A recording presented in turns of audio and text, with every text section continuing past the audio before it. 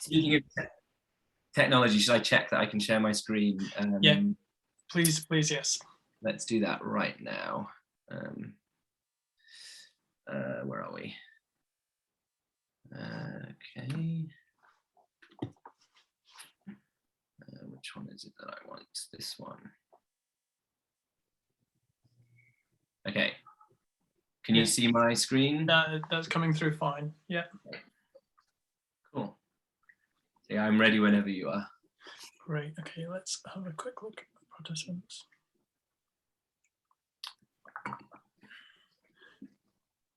Okay. Okay. So we're a couple of minutes in, so I'll give a slightly longer introduction in that case.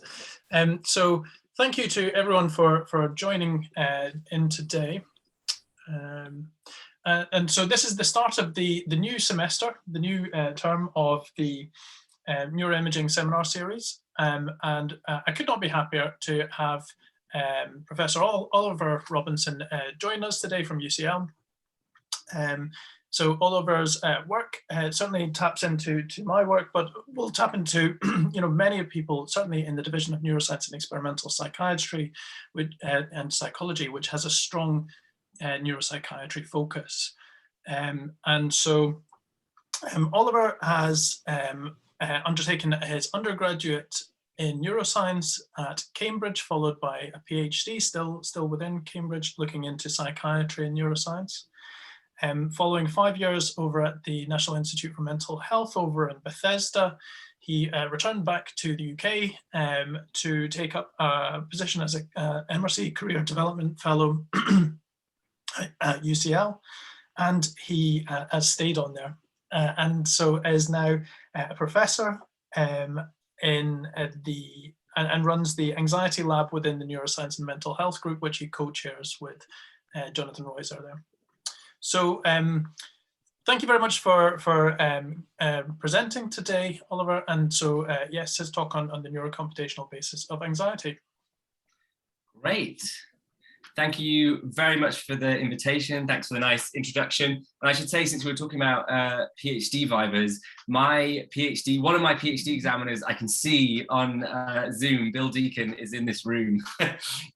So he was obviously a very nice examiner. There was absolutely no problems during my PhD viva back in the days before we didn't do things online.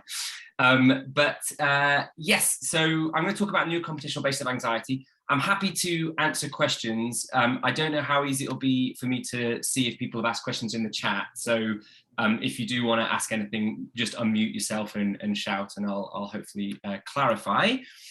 So before I tell you what I'm going to talk about, I just want to put us all on the same page. What are we talking about anxiety? What do we mean by anxiety? So anxiety can be maladaptive. It can be a psychiatric condition. It can be very debilitating. These are the DSM-5 criteria for generalized anxiety disorder, but there's of course many flavors of anxiety, panic disorder, various specific phobias and so forth. Generalized anxiety disorder is unsurprisingly excessive feelings of anxiety and worry, being irritable, muscle tension, restlessness, and so forth. It's extremely debilitating for those that suffer. It's also extremely common. It's in fact the most common psychiatric complaint. And you can see this, for example, in the UK Psychological Treatment Services data. So this is everyone undergoing psychological therapy. Of course, that's a slightly skewed sample, but you can see within that sample, the largest bar are people being treated for anxiety and stress-related disorders. So debilitating and common. However, perhaps unique amongst psychiatric and mental health conditions, perhaps I say, it is clearly also an adaptive function. Absolutely everyone feels anxious from time to time. It's normal to feel anxious.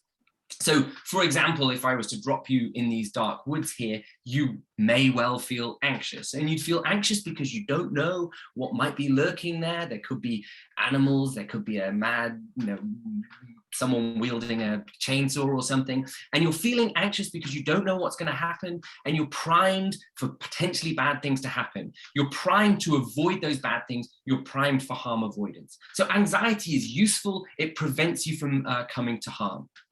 Now, an interesting question is, to what extent are these two processes related?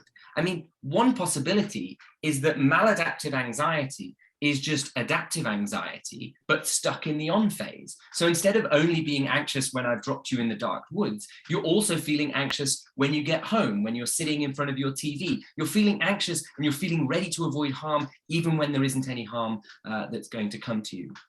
So this is a possibility, and it's a question that we can address, or we can start to address, using neuroimaging. And that's going to be the first part of my talk today, is a meta-analysis of the whole neural circuits, or the neural activity associated with adaptive anxiety and with pathological anxiety, and a comparison across those.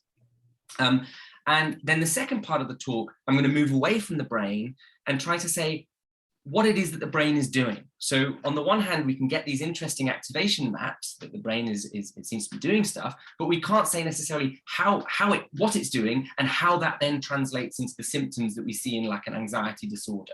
And so the second part, we'll talk about some recent work we've been doing trying to model the underlying process of anxiety. But both of these are meta-analyses, so we're summarizing across as much data as we possibly can. So trying to zoom out and take as big a snapshot of the field as we can.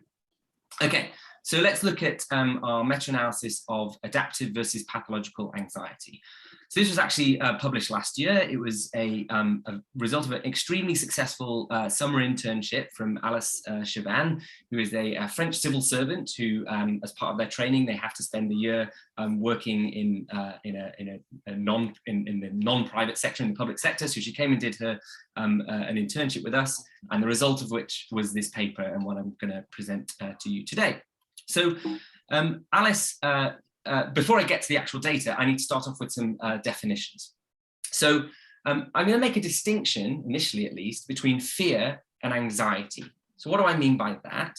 So let's say you don't like spiders, and I put a spider in front of you. You can see that spider. It's there, it's predictable, it's knowable. I take the spider away, the spider isn't there, right? We would say you're showing a fear response when that spider is there, which would go away when the spider is not there. The response to a predictable, aversive thing is fear. On the other hand, I might put you in this cave and I say, you still don't like spiders. By the way, there's a spider in there. That spider is not visible, but you're not going to be like, oh, it's fine because I can't see the spider, it's not a problem. You're not going to like it. You're going to find it unpredictable. There's an unpredictable possibility of being attacked by a spider. There's an unpredictable aversive stimulus. This we would call anxiety. And there's a long literature going back to at least the 60s and probably earlier, making this distinction in the animal literature and the human literature. And it's a nice sort of operational definition. Those would be the adaptive descriptions, but we can also map them onto clinical conditions. So a maladaptive fear response, so elevated response to a predictable threat would be a phobia, whereas unpredictable maladaptive response would be something like generalized anxiety disorder. So using that operational definition, we can start to manipulate it in the lab. So instead of using spiders, let's use electrical shocks. Not very many people like getting electrical shocks. It's unpleasant, it hurts a little bit. And what we can do is we can make those predictable and unpredictable and elicit fear or anxiety responses. So the fear response, this is the example of the spider. What I'm showing you here, this arrow is representing time. These squares are presented on a screen, for example, over and over again. And what I will do is I'll pair that blue square with a shock, right?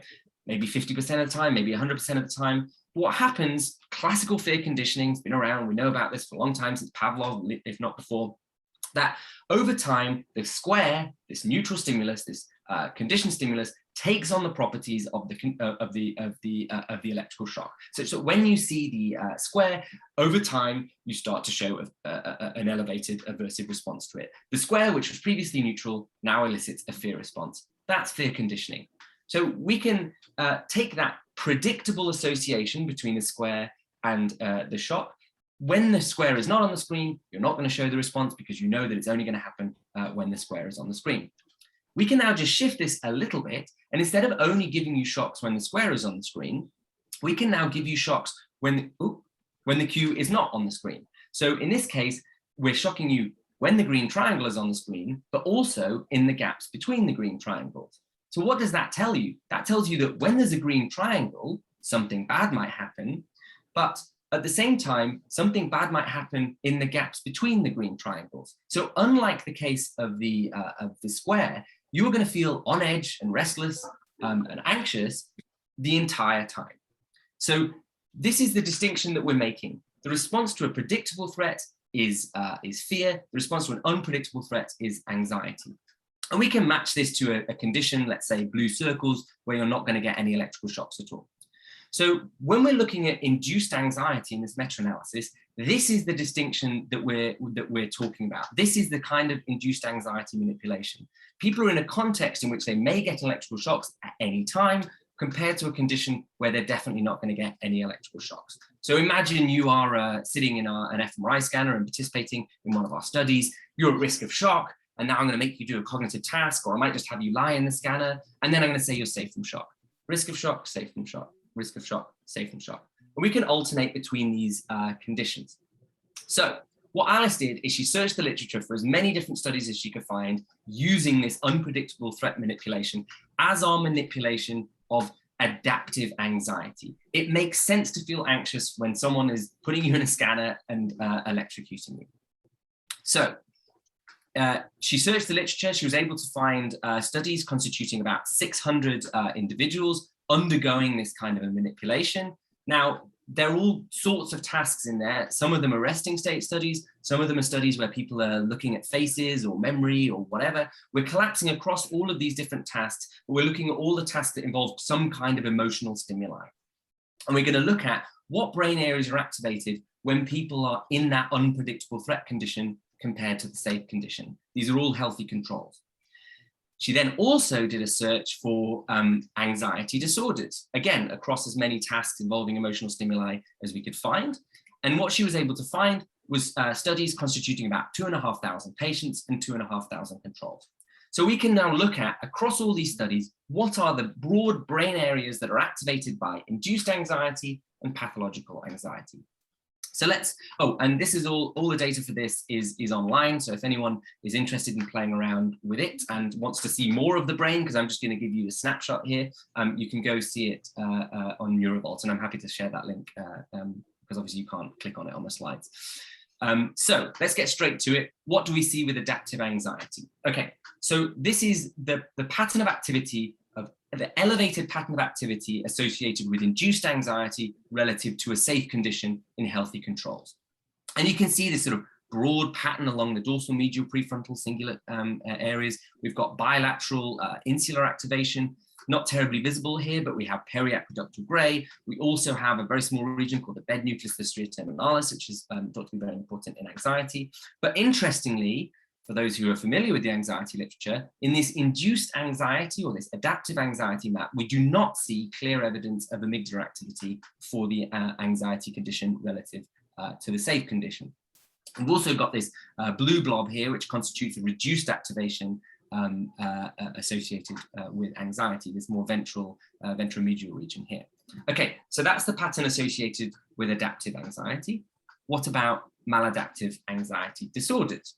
So you can kind of squint and see, yeah, there seems to be some kind of overlap there. We've certainly got some areas of the cingulate and medial prefrontal. We've got maybe bilateral insular again.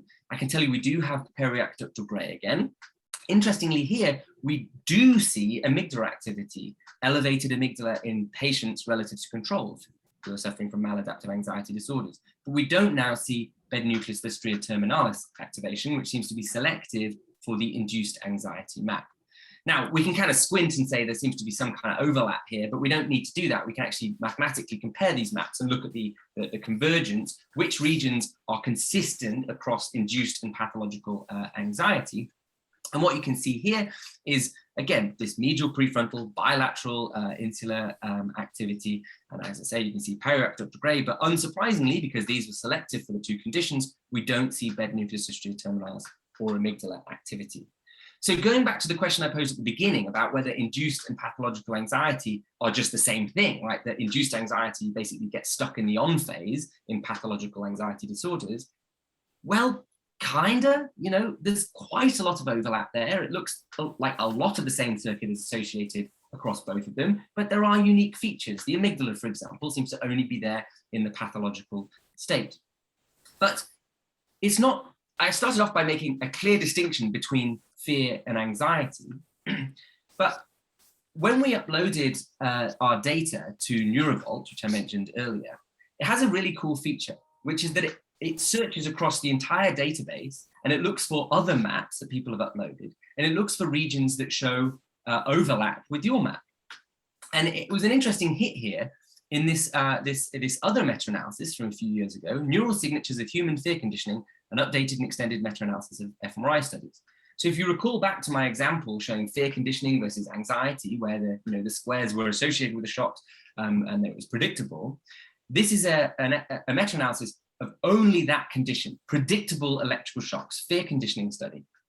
And it turns out that there was quite a high overlap between that map, that fear map, and our anxiety map. And that's what I'm showing you here. Each of these dots represents a brain region. And you can see along the bottom, this is our anxiety, our purported anxiety map. And up here we have the fear map, the predictable threat map. And you can see that even though I made that distinction to begin with, and I tried to make a big deal about how fear and anxiety were different, you can see there's a pretty tight correlation there, an R of 0.6, between the maps for fear and the maps for anxiety. So it can't be that this is the anxiety circuit that we see in both adaptive anxiety and pathological anxiety, because we're also seeing it for fear. Now, those of you who do pain research may also look at that map and think, that looks kind of similar to that map that we're seeing there. This is another very recent meta-analysis from Torweger's group, where they, amongst other things, did a new meta-analysis of pain studies. Now, these aren't just electrical shocks, these are all sorts of different things. And you can see here, this is the brain areas associated with pain. This is our map here. Let's zoom in on one of their particular cross sections that look similar to ours. And, they look pretty similar. I mean, there's some differences there, but we've got this big red blob up here in the dorsal region. We've got some kind of blue blob down here that's a bit more ventral. So what is this brain? What are these brain regions doing, right? It's not anxiety. It's not just anxiety. It's not just fear. Maybe it's doing something like, detect bad things, drive your attention towards bad things, learn about bad things. I just want to take a brief second to highlight some of our older work that suggests that maybe actually what these activations represent is something analogous to a circuit that we can see in the rodent literature. So we've got this dorsal blob here, which is elevated in anxiety, and this more ventral blob, which is reduced in anxiety. Well, in the rodent brain, there are these two regions, the prelimbic and the infralimbic in the rodent cortex, and they are connected to the amygdala, and they have diametrically opposed effects on aversive processing. So if you were to stimulate this prelimbic region in the rodent brain, it elevates amygdala activation and leads to increased fear responding. Whereas if you stimulate the infralimbic, it has the opposite effect. It dampens the amygdala and leads to reduced fear responding. So basically these two regions, which are adjacent to one another, are doing diametrically opposed things. Now, I'm not arguing that these are the human homologs of these regions. What I'm arguing is that maybe we can take inspiration from this. Maybe the human brain has these circuits that are kind of pushing you in one direction, promoting aversive responding. In the other case, they're inhibiting or reducing aversive responding. And in a very, very rapidly, because I want to get to the second part of the talk, I'm just going to highlight a series of our old studies. This is not meta-analysis now. These are just individual studies from our group that suggest that maybe some kind of a circuit like this might exist in humans. So these studies are all looking at not just brain activation, but connectivity. So connectivity between the amygdala and the dorsal region of the medial prefrontal cortex. And across all these studies, which, as I say, I'm going to go through in a very rapid fire way, we show that when you threaten healthy people with electrical shocks, i.e. you induce anxiety in healthy individuals in the scanner, you do in fact engage a circuit between the amygdala and this dorsal medial prefrontal cortical region, and it drives aversive responding, in this case, to aversive faces. So anxiety in healthy individuals engages this circuit that looks a bit like the rodent prelimbic to amygdala circuit, and it drives aversive responding. So when you take healthy people, you make them anxious, you see activity in the circuit. Similarly, when you take patients with anxiety disorders, you see that they have elevated activity in this circuit at baseline compared to healthy controls. When you take healthy individuals and you modulate their serotonin, in this case, you reduce their serotonin, you activate this circuit, which suggests that maybe serotonin is applying the brakes to this circuitry, which gives us a hint as to what SSRIs might be doing. And finally, if you give people instructions to shift their attention away from emotional stimuli, you also modulate this circuit, which gives us, again, a little bit of a hint as to what something like CBT or psychological therapy might be doing. Now, that was an extremely rapid overview, but we reviewed it more in this paper that came out a few years ago, where we basically argued that this dorsal region might be driving, in this case we call it negative affective bias, but aversive responding. This ventral region might be inhibiting it, and that these might be modulated by things like serotonin and psychological therapy and so forth. So I just wanted to leave that as a hint, as a potential explanation for what this circuit that we identified in the meta-analysis might be doing. And the take-home message really is that maybe this dorsal region is driving aversive responding, and maybe this ventral region is reducing aversive responding. When you're anxious, you're engaging this circuit that drives aversive responding. Okay, so that's maybe what's happening here. That's a kind of neurobiological mechanism kind of explanation. It's a little bit hand-wavy. I'm using the words like driving aversive responding. Well, actually, does that actually mean? I mean, driving aversive responding is hiding all sorts of possible explanations, right? Does that mean increased attention towards aversive things? Does that mean increased learning about aversive things? Does that mean disliking aversive things more than someone else? So what actually is the brain doing, and what might the neurons that are firing and are active and are talking to each other, what computations might they be doing, and how might that drive, for example, aversive responding? So that takes me to the second part of the talk, which is trying to understand what the brain is actually doing. So using computational psychiatry to get at the mechanisms of anxiety. So what do I mean by computational psychiatry? It's a bit of a buzzword, to be honest. A lot of people throw it around. In this instance, what I'm talking about is trying to understand the maths behind what the brain is doing. The brain has neurons that can fire, they can generate computations, they can add, subtract, and so forth. As they're doing that, they're generating patterns of neural activity that we can observe in the scanner, but they're also leading to the behaviors and symptoms that we see in, for example, an anxiety disorder. Can we understand that maths? And if we can, then we can potentially build a bridge between those pretty pictures of the brain that I just showed you and the things that matter to the patients, that is the symptoms and the behaviors that they demonstrate. So what computations might the brain be doing that explains those pretty pictures? So I'm going to focus on a specific type of computation. There's all sorts of models of brain activity that we could focus on, but today we're going to focus on reinforcement learning. And what is reinforcement learning? Reinforcement learning describes the relationship between actions and outcomes. So this is an old school Atari video game. It's called Breakout, I believe. You move this little paddle along the bottom, you bounce a ball, you hit the bricks, you get points. When the ball goes off the screen, you lose a life, you lose points, whatever. But you have to move the joystick left and right to bounce the ball, right? At the beginning, you're not going to be very good. You're going to keep missing the ball. Over time, you get better and better and better at it, right? Now, this relationship between actions, learning to make an action to improve your points or to avoid losing things or to avoid aversive things happening to you, those can actually be described by a series of equations. Now, I'm not going to go into the equations, and this isn't even all of the equations, but that maths describes this relationship between actions and outcomes. And actually what it specifically describes is this kind of a learning curve, right? This is showing how many points you have on this breakout game when you start playing and then when you've played it 200 times. You can see at the beginning, you don't get very many points because you don't know what's happening. But over time, you learn, oh, I need to move over here to get the ball bounces in this way. You've learned the relationship between the actions and the outcomes. And in fact, these equations do such a good job of describing this kind of behavior that we can, and it's the basis for all sorts of new exciting technologies. So this is actually the basis of DeepMind, which you may be familiar with. It's an arm of Google that develops artificial intelligence. And they actually developed an agent that could complete the human-like performance on all sorts of things like Atari video games.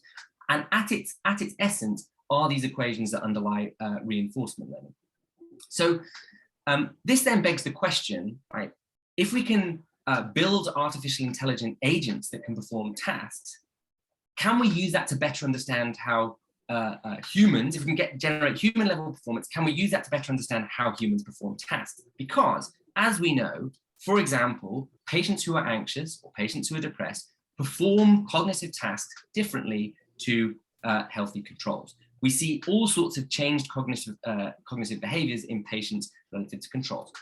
So if cognitive task performance differs in healthy individuals relative to, say, anxious individuals, and we can build human-like performance using artificial intelligence agents, using reinforcement learning models, can we tweak those models? What do we have to change in the models? Which parameters in the models do we have to alter to make that model behave like an anxious human being? Now, the eagle-eyed amongst you might recognize this little robot here. This is actually from a very bad movie version of a very good book. This is Marvin the Paranoid Android from the really quite terrible movie version of Hitchhiker's Guide to the Galaxy. Now, Marvin the Paranoid Android, the joke is an anxious robot. And that's a joke, because why would you build an anxious robot, right? But not to be too facetious, if you could build an anxious robot, you may be somewhere along the line to understanding what it is that you did to that robot to make it behave like it's anxious. And you may be a little bit closer to understanding the mechanisms of anxiety. So in this next meta-analysis, which is brand new data, this is stuff we've been working on for years, but only recently is kind of ready to present to people. And when I say we, I mean predominantly my postdoc, Alex Pike, has been working on. She basically wanted to look across the entire literature. Can we find enough papers looking at anxious individuals and depressed individuals, broadly under the category of mood and anxiety disorders? Can we find enough studies that involve patients and controls, a reinforcement learning task, a reinforcement learning model, and can we look at whether there are any fundamental differences between patients and controls performing these tasks? So Alex was able to find 25 papers, which encompass about 29 data sets. These are all anxious, depressed, or PTSD patients. And it encompassed about 3,000 individuals, a little under half of which were patients. And these are the papers for anyone who's interested. There may be some people on this call who are involved in some of these papers, perhaps. But the first thing Alex could do was a classic meta-analysis of the parameters from those models in those papers. Now, the two parameters I'm presenting here are reward learning rate and punishment learning rate. What are those? These are the parameters in the model that dictate how quickly you change your behavior in response to a reward or in response to a punishment. So someone with a very high reward learning rate, when they get a reward, will immediately change their behavior to get that reward. Someone with a very high punishment learning rate will change their behavior very rapidly to avoid that punishment. So to give you an example of a high punishment learning rate, let's say you cycle to work along the same route every single day, but then you hear about a car accident that occurred on that route. If you had a high punishment learning rate, you immediately associate that route with danger, and you're like, I'm never taking that route ever again. It's too dangerous, okay? So that would be a one-shot learning, but some people might require 2 or 3. Someone with a very low punishment learning rate would be cycling on a road that someone died on it every single day, right? So it's about how quickly you change your behavior in response to a negative outcome. Now, to cut a long story short, across all of these different studies, there actually was no effect on punishment learning rate and reward learning rate. There was no difference between patients and controls. However, this is a forest plot here. This is each of the papers in the meta-analysis, and you can see there's a lot of missing dots here. Now, there's a reason for these missing dots. That's because all the different studies might have used slightly different models, and a lot of them don't have separate punishment learning rates and separate reward learning rates. So we're essentially throwing away, in this case, about half the data. And there's a reason I can only talk about these particular parameters. There are plenty of other parameters in a computational model. There might be 5 or 6 in a given reinforcement learning model, but there's not enough of them that are represented across the different papers for us to be able to do a meta-analysis on them. So there's a problem. We're not including all the data. And we're not including all the data because the studies are using different models. There's another problem, which is also consistent across other meta-analyses, including our fMRI one, that they're all using different tasks. So is there anything we can do to avoid this? Now, we can now leverage a unique advantage of computational psychiatry, which is that we have written down, using our reinforcement learning models, someone who's done a study like this has written down a theory about how they think each person is going to perform the task. there is a model, and each of those models has a parameter. So we can now search for our papers and we can extract the individual parameters for each of those participants. So a given anxious person in paper 1 might have a punishment learning rate like this of 0.3, a reward learning rate of 0.5, a punishment sensitivity of 1 or whatever. And we can go through that paper and get this for every single individual. We can now plug those numbers into the model that was used to derive those numbers from that individual paper. This is called inverting the model, right? What have we done when we invert the model? Well, essentially, we're doing what DeepMind was doing on a much simpler level. We're creating an artificial intelligent agent representing that participant from that paper in that study. And we can do that for every single participant for every single study. Now, if you invert the model, you can now show that model new tasks. You can see if it generalizes to new conditions. So instead of now only being stuck with the tasks that each different study has chosen, we can now have this agent complete as many different tasks as we choose. So we can now simulate performance for each of the individuals in each of these studies on any given task of our choosing. We get a series of choices for that individual, those simulated choices on that given task, and we can do it for every single paper. So what we're doing now is we're putting A, every single person from each of these papers, and B, into the same task space. They're all completing the same cognitive task. Having done that, we can now fit a series of computational models to that new data set. So instead of having a different model for every paper, we now have a consistent model space. Everyone is completing the same, every person is fit to the same model. We can see how well those models work, which model is better, which one is worse. We can extract the parameters from those models. We can do it for as many different tasks as we choose to see how consistent effects are across different tasks.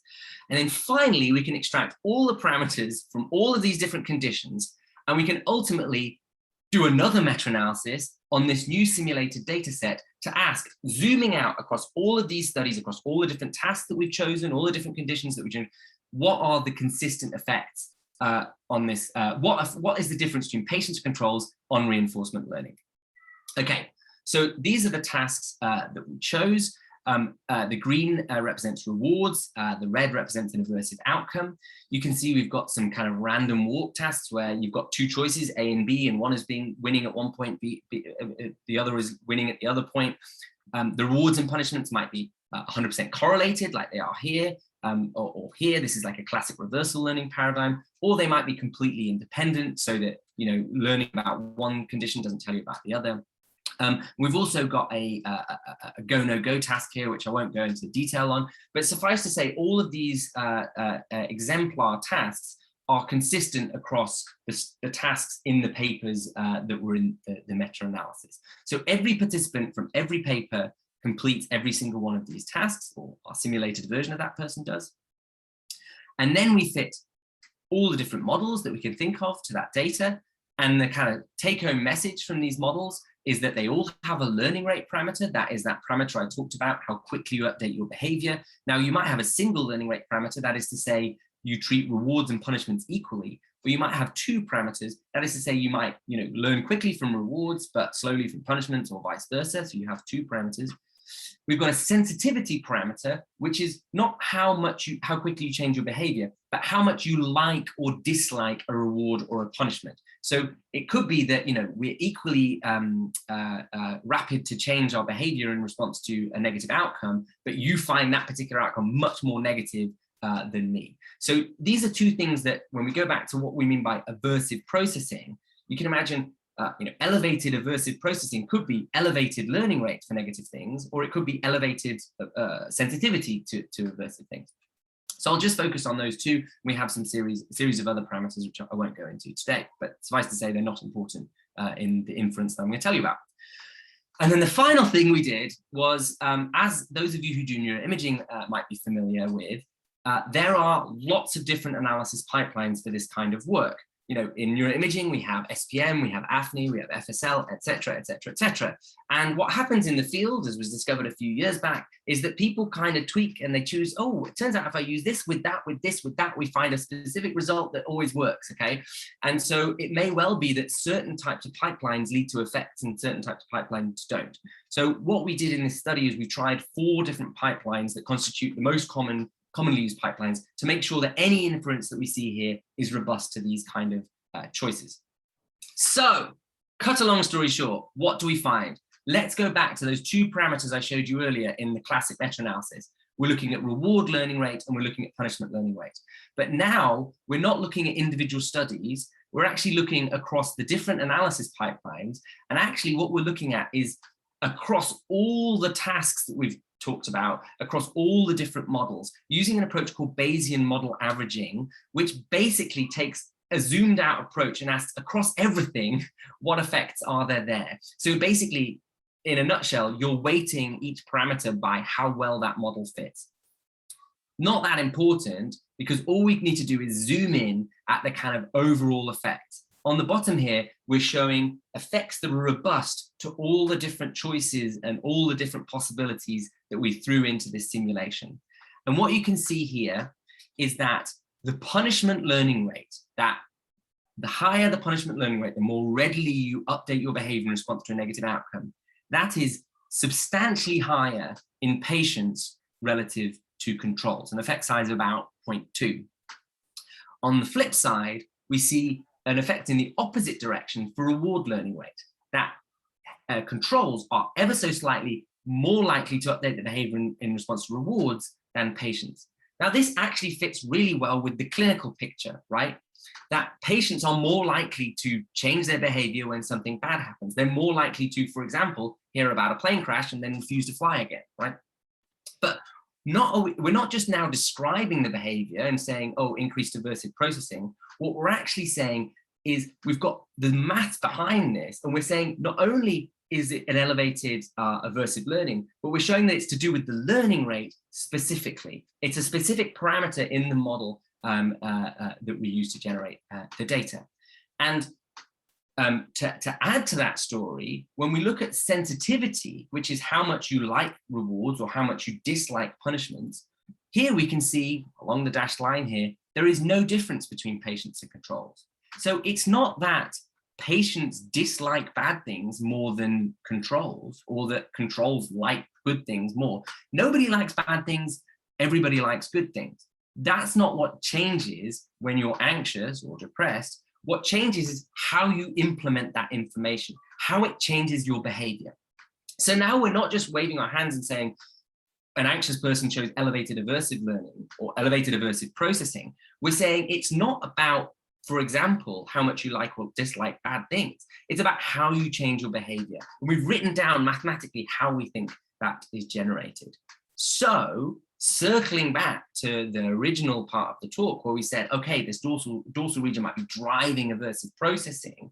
Maybe what I mean by that, maybe what that driving aversive processing that we see in pain, that we see in fear, that we see in anxiety, maybe it's elevated punishment learning rates. What this circuit is doing, what this brain area is doing, is saying, change your behavior when this bad thing happens, right? Run away from the mad axe-wielding murderer in the forest. But it's not that you dislike the mad axe-wielding murderer more than anyone else would dislike that mad axe-wielding murderer. I've said that too many times now.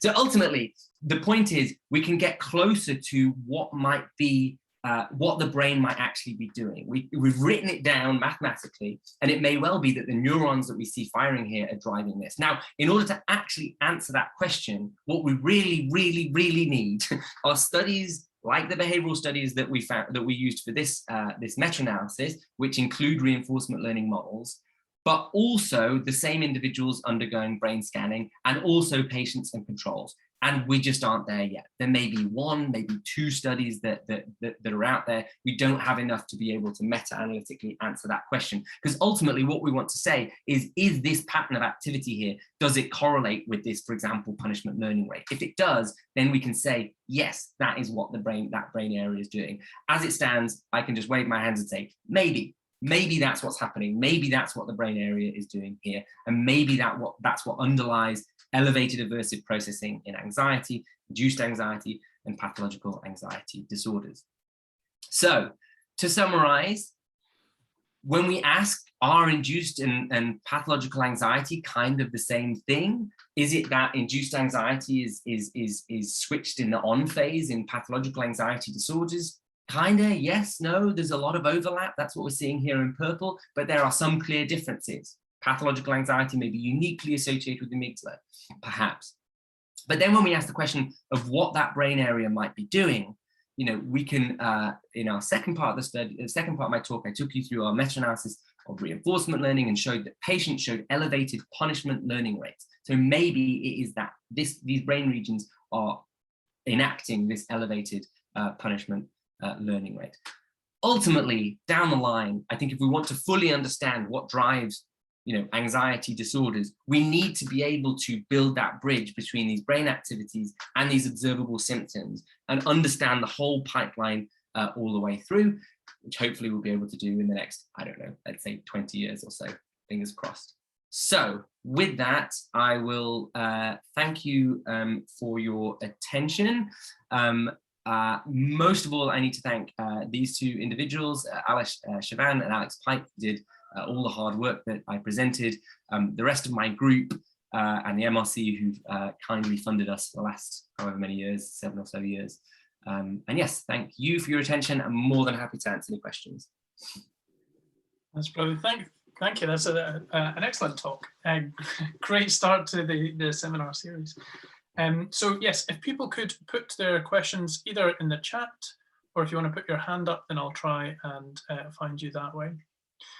I'll certainly start. So yeah, it's interesting seeing this difference between patients and controls in terms of the patterns of activity. So I've got two questions with that. The first one is about, like, if you look at you know, the healthy studies where they're using these paradigms, do you get some people who see it as a kind of eudaimonic stress, like they you know, the kind of people that watch horror films, the kind of people that go on like roller coasters? Would you expect to see that they would be the kind of opposite end of the spectrum and show this ventromedial prefrontal changes that you see, you know, that seems to be in that group and not particularly in the patients who perhaps perceive it in a more negative way?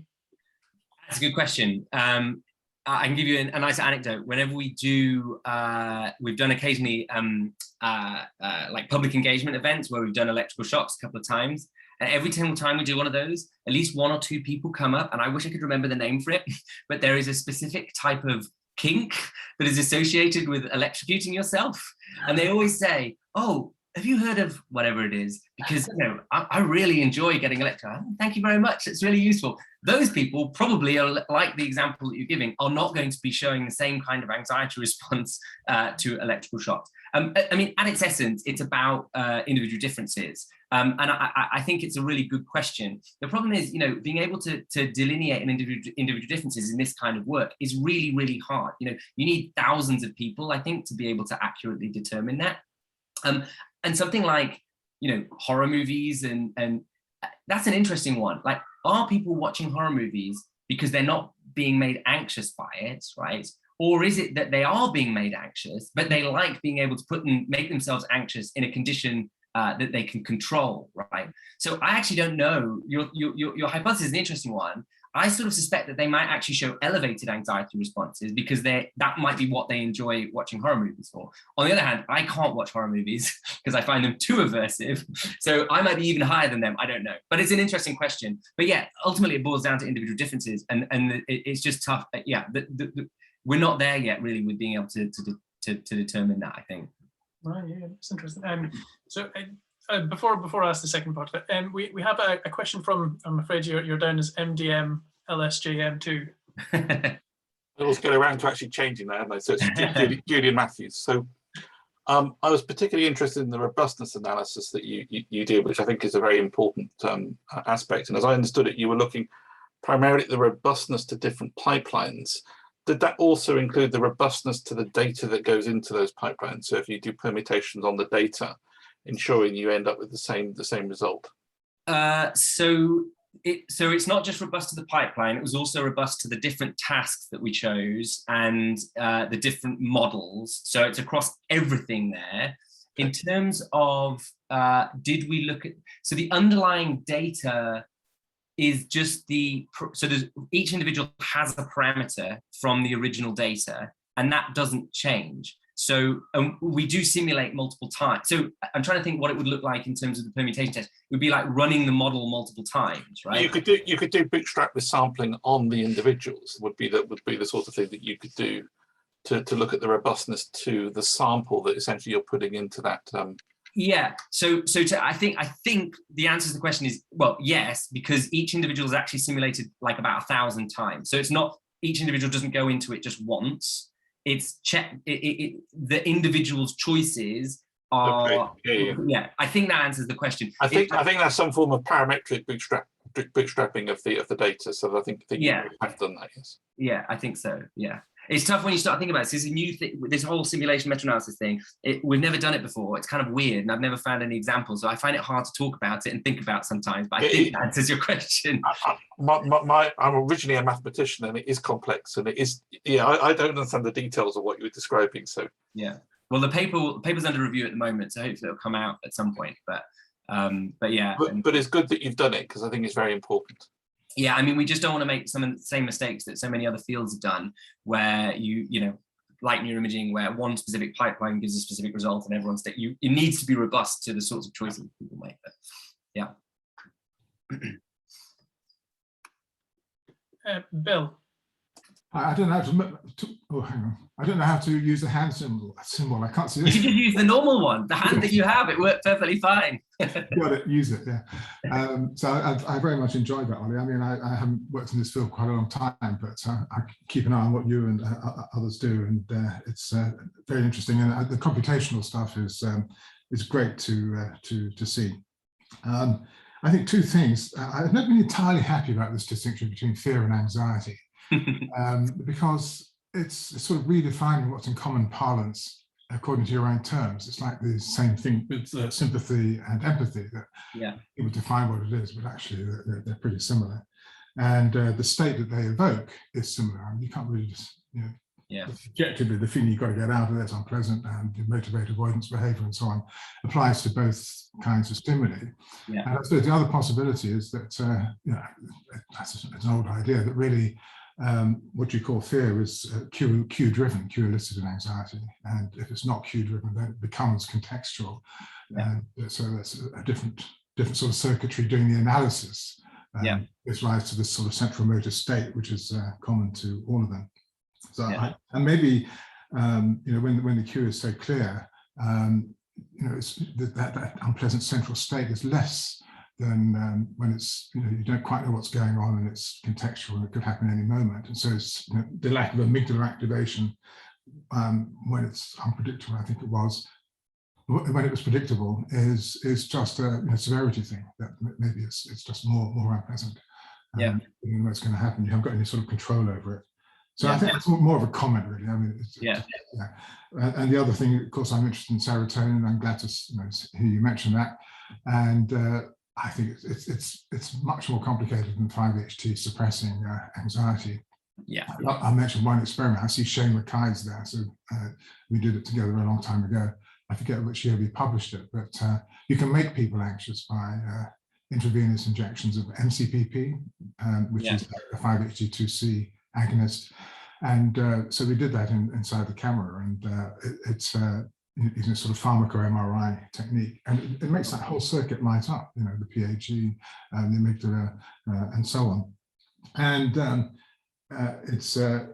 you could explain it's rather a dirty drug, but we showed that you could block it with a 5-HT2C antagonist. So the drug wasn't working that way. So I think there is quite a lot of evidence. Of course, if you give a single dose of an SSRI to rats or to healthy volunteers, they can feel more anxious. It's sort of a paradoxical reaction. People put that down to the initial burst of serotonin. And what you've got to do to have the therapeutic effect is to have it chronically, so you downregulate your 5-HT2C receptors. So again, what do you think of that?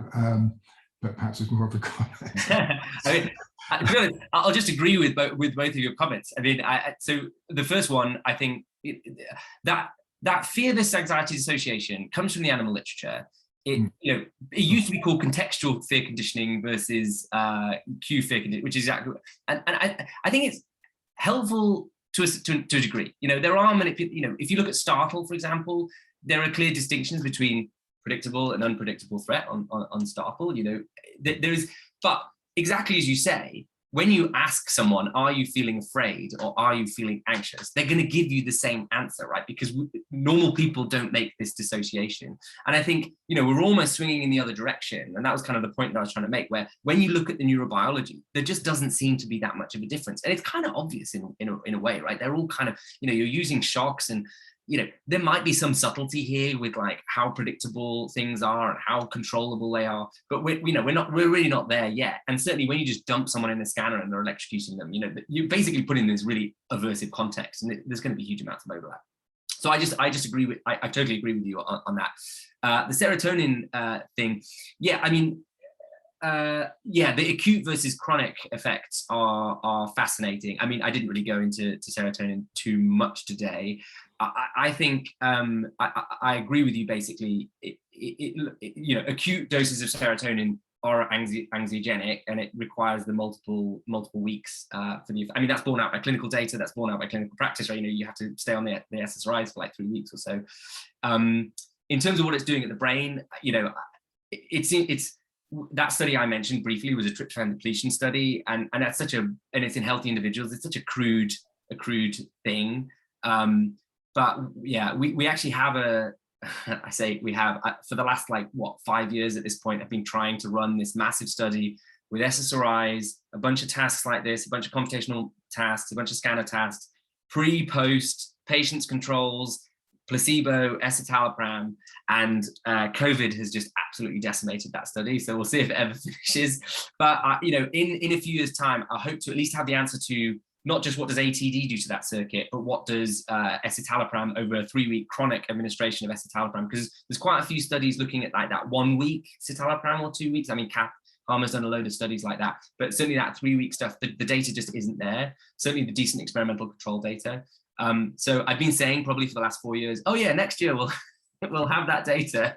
And yeah, by the time we actually come around to publishing this stuff, everyone's will be like, why are you using all these out-of-date tasks and all these out-of-date stuff? Yeah, because A, there was a global pandemic, and B, because I started it so long ago and it's so hard to do this kind of clinical work. But yeah, so that's my answer to your question is, yeah, I'd love to know exactly what serotonin is doing, but it's certainly not as simple as I made it out to be in a few seconds of the talk, yeah.